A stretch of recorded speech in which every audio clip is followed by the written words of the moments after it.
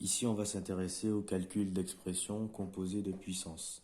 Donc, on remarque qu'on a une expression dans laquelle on va avoir des nombres qui sont décimaux, même s'ils sont marqués sous la forme de nombres entiers.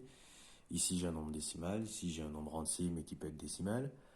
Et j'ai des puissances de 10 qui sont ici. Donc, la première chose à faire, c'est que je vais les repérer en les surlignant de différentes couleurs. Donc, les nombres décimaux surlignés en rose et les puissances de 10 surlignées en vert.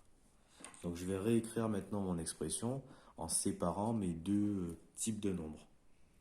Donc je vais garder 8 fois 0,05 divisé par 40. Et dans une autre fraction, je vais séparer en deux. Je vais avoir mes puissances de 10. Ensuite, deuxième partie, deuxième étape, je vais calculer maintenant chacune des deux fractions. La première fraction, ici, avec les nombres décimaux, je vais utiliser ma calculatrice. Donc je tape mon calcul, qui peut être soit sous la forme fractionnaire, soit avec une division simple. Je trouve 0,01.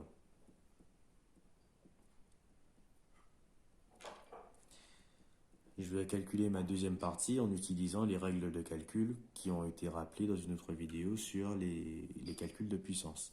Donc j'ai une multiplication de puissance, donc je vais additionner les exposants. Ça va me faire 4 plus 7, c'est-à-dire 11.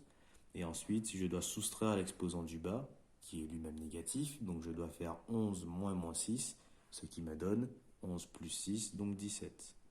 Donc je vais avoir 10 puissance 17. Pour le détail, je le marque à côté. Donc j'ai fait 10 puissance 4 fois 10 puissance 7. Ça m'a donné 10 puissance 11. J'ai fait 4 plus 7. Et ensuite, j'ai fait 10 puissance 11 sur 10 puissance moins 6. Donc 11 moins moins 6, ce qui m'a donné 10 puissance 17. Ce détail-là n'est pas forcément à écrire sur votre copie. Une fois que j'ai trouvé mon expression, je vérifie que j'ai bien répondu à la consigne. J'ai bien un nombre A fois 10 puissance n, c'est-à-dire un nombre A, c'est lui qui va jouer le rôle de A, fois 10 puissance n. Alors attention à ne pas confondre avec l'écriture scientifique. Ici, on ne nous force pas à ce que la base soit comprise entre 1 et 10. Donc j'ai bien respecté la consigne.